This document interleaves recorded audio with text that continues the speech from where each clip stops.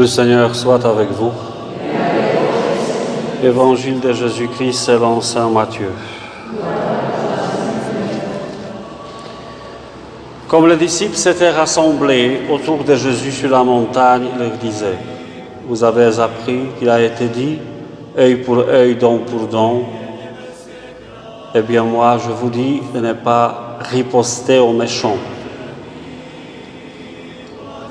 Mais si quelqu'un te gifle sur la joue droite, tends-lui encore l'autre.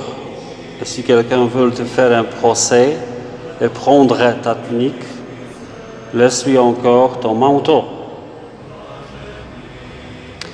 Et si quelqu'un te réquisitionne pour faire 1000 pas, fais-en 2000 avec lui. Donne à qui te demande, ne te détourne pas de celui qui veut t'emprunter. Acclamons la parole de Dieu.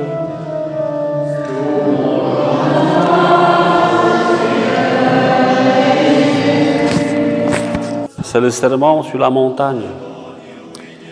Et c'est vraiment l'expression du radicalisme évangélique, c'est-à-dire le radicalisme de Jésus. C'est-à-dire Jésus, dans le sermon sur la montagne, casse toute logique humaine. Voilà, nous avons l'exemple. Vous avez appris qu'il a été dit œil, dent pour dent. En fait, c'est juste un échantillon de cette phrase qui dit vie pour vie, mort pour mort, dent pour dent, œil pour œil. C'est dans la loi de Moïse, en fait. Ça exprime la justice tout à fait naturelle. C'est-à-dire le crime doit être payé. Voilà. Et bien sûr, nous pratiquons cette justice, on a des tribunaux pour ça. Eh bien, moi, je vous dis, voilà, regardez, on vous a dit ça, de régler, payer le crime. Eh bien, je vous dis de ne pas riposter aux méchants. C'est complètement illogique. C'est-à-dire, comment se faire avoir?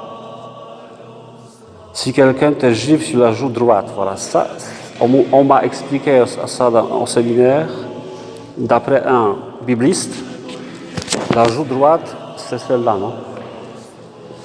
Donc, chez les Juifs, avec la main droite, pour gifler la joue droite, faisait comme ça. C'est logique. Et on dirait que ce n'était pas un geste pour faire mal physique, mais mal social ou psychologique, c'est-à-dire mépris. C'est pas avec force. Voilà. Donc c'était l'expression du mépris. Alors Jésus tend lui l'autre encore. Alors que le réflexe naturel de chacun de nous, c'est de défendre notre dignité.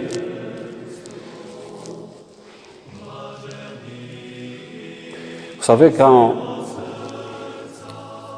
on réagit comme ça, on fait plus réfléchir celui qui nous gifle qu'en répondant avec la même gifle.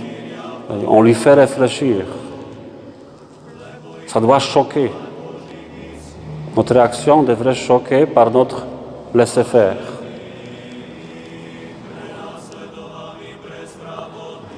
Et si quelqu'un veut te faire un procès et prendre ta tunique, tunique c'est ça. Ça. Tunique, laisse-lui ton manteau. Normalement, je ne comprends pas ça. Ça devrait être le contraire. Prends ta tunique, non, ton manteau, donne-lui ta tunique. Je ne comprends pas. Ça, je ne comprends pas pourquoi Jésus a renversé. Voilà. Mais ça concerne les biens matériels et derrière cette phrase, il y a aussi, c'est très biblique ça, dans la loi de Moïse, ça s'appelle Lévitique, je crois, on disait que parfois quelqu'un qui avait des dettes chez quelqu'un, on lui prenait le manteau Et la loi de Moïse disait, Lévitique, il faut le rendre au soir, que pour la journée. Parce que souvent, le manteau, ce fameux pagne, un grand pagne, c'était tissé, ça servait pour le drap pour la nuit, pour bien dormir, se couvrir, pour ne pas avoir froid. Et si quelqu'un te réquisitionne pour faire 1000 pas, ça part de l'armée romaine. L'armée romaine avait le droit de réquisitionner n'importe quel sujet de l'Empire romain, pas citoyen romain, mais sujet, deuxième catégorie de la société, pour porter le poids des soldats. Si le soldat avait des bagages, il pouvait réquisitionner pour 1000 pas. Alors laisse faire. Derrière cette phrase, il y a un contexte politique aussi. Donne à qui tu demandes, ne détourne pas de celui qui veut t'emprunter. Alors ça, c'est le plus, c'est le plus dur, je trouve. L'argent, ça parle de l'argent. On peut encore marcher, oui, d'accord, pourquoi pas.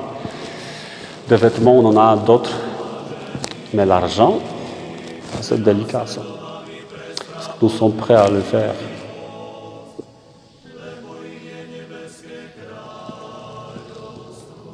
Parce qu'en fait, l'argent, c'est quoi l'argent?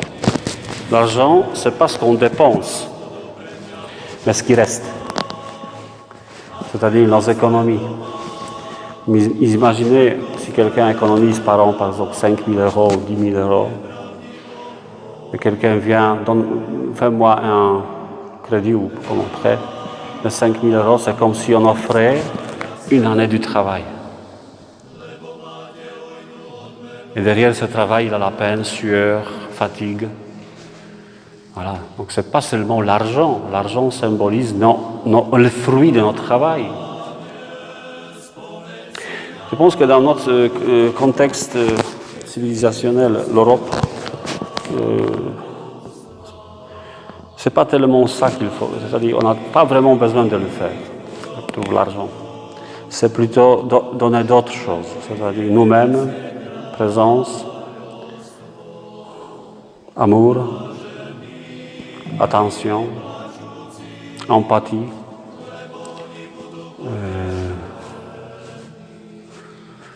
On te demande, quelqu'un te demande dans cet évangile, on te demande d'aider financièrement. Donc, il y a des demandes. Et souvent, ces demandes des gens ne s'expriment pas directement. C'est-à-dire, les gens, souvent, n'osent pas dire on a besoin d'une présence, de quelque chose. Ils ont honte.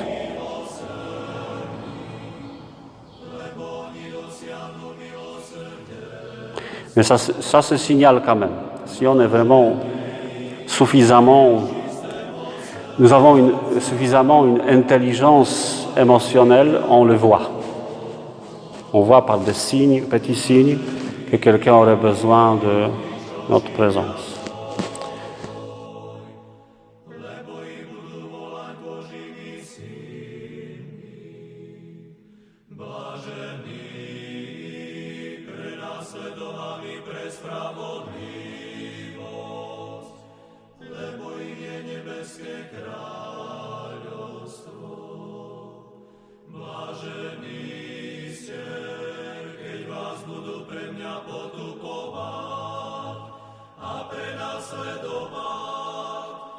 Všetko zlé na vás, nepravdivo